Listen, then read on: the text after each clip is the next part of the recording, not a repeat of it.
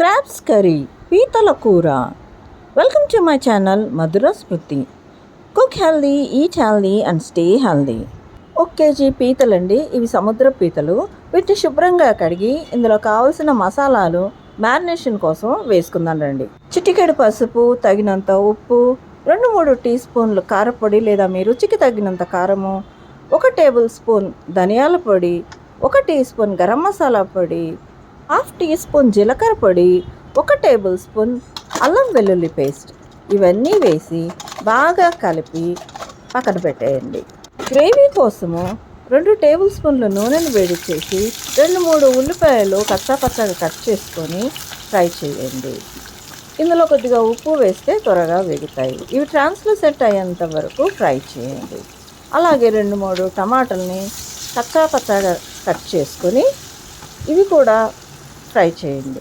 మెత్తగా అయ్యేంత వరకు ఉడికించి స్టవ్ ఆఫ్ చేసి ఇవి చల్లారనివ్వండి. తర్వాత స్మూత్ పేస్ట్గా గ్రైండ్ చేసుకుంటే ఈ మసాలా పేస్ట్ గ్రేవీకి థిక్నెస్ అండ్ కన్సిస్టెన్సీ ఇస్తుంది. స్పైసీ మసాలా పేస్ట్ కోసము ఫ్రెష్ కోకోనట్ 1/2 చిప్ప తీసుకోండి. 1 టేబుల్ స్పూన్ పాపీ సీడ్స్, అదే గసగసాలు, 5-6 వెల్లుల్లి రెబ్బలు, 5-6 లవంగాలు, 1 చెక్క సినమమ్, గుప్పెడు క్యాష్యూస్ ఇవన్నీ కూడా స్మూత్ పేస్ట్ లాగా గ్రైండ్ చేసుకొని పక్కన పెట్టుకోండి. ఇప్పుడు ప్రాసెస్లోకి వెళ్దాం రండి.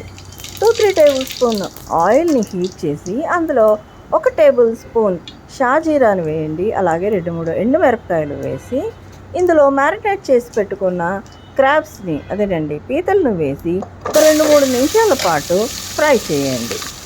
అల్లం వెల్లుల్లి పేస్ట్ కమ్మటి వాసన వచ్చేంత వరకు 2-3 నిమిషాల వరకు పీతల్ని చక్కగా ఫ్రై చేయండి. ఇదంతా కూడా లో టు మీడియం ఫ్లేమ్లోనే ఫ్రై చేయండి, లేదా అడుగంటి మాడు వాసన వస్తుంది. ఇప్పుడు గ్రైండ్ చేసి పెట్టుకున్న ఆనియన్ అండ్ టమాటా పేస్ట్ వేయండి. అలాగే మసాలా పేస్ట్, అదేనండి కొబ్బరి క్యాష్యూ నట్స్ మసాలా పేస్ట్ను కూడా వేసేసి బాగా కలపండి. తగినన్ని నీళ్లు పోసి ఉడికించండి. మీ కన్సిస్టెన్సీకి గ్రేవీకి కావాల్సినన్ని నీళ్లు పోసుకొని 10-15 నిమిషాల వరకు హై ఫ్లేమ్ మీద ఉడికించండి. పీతలు త్వరగానే ఉడికిపోతాయండి. 10 నిమిషాల్లో కర్రీ రెడీ అయిపోతుంది. మీరు కనుక ఇలా స్పైసెస్ ముందుగానే రెడీ చేసి పెట్టుకుంటే 15 నిమిషాల్లో మీకు కర్రీ రెడీ అయిపోతుందండి. ఇందులో గ్రేవీ హైలైట్. ఇవి సముద్రపు పీతలు కాబట్టి ఇందులో ఫ్లెష్ కూడా మీకు ఎక్కువగానే ఉంటుంది. పిల్లలు కూడా ఇష్టంగా తింటారు. ట్రై చేయండి. అయితే ఇప్పుడు ఉడుకుతుండగా 5-6 పచ్చిమిరపకాయలని చీలికలు చేసి వేయండి. అలాగే కొద్దిగా దించే ముందరను కూడా చల్లండి. ఇలా చేస్తే పచ్చిమిరపకాయలు చాలా టేస్టీగా ఉంటాయి. మీరు మిరపకాయలకు బదులుగా క్యాప్సికమ్ ముక్కలు కూడా వేసుకోవచ్చు. ఇదో 2 నిమిషాల పాటు ఉడికితే సరిపోతుంది. ఇప్పుడు ఆయిల్ అంతా తేలేంత వరకు ఉడికించుకొని దించేయడమే. మళ్ళీ కొద్దిగా కొత్తిమీరతో గార్నిష్ చేసుకొని సర్వ్ చేసుకోండి. దీన్ని రైస్లోకి, చపాతీలోకి సర్వ్ చేసుకుంటే ఎంతో టేస్ట్గా ఉంటుంది.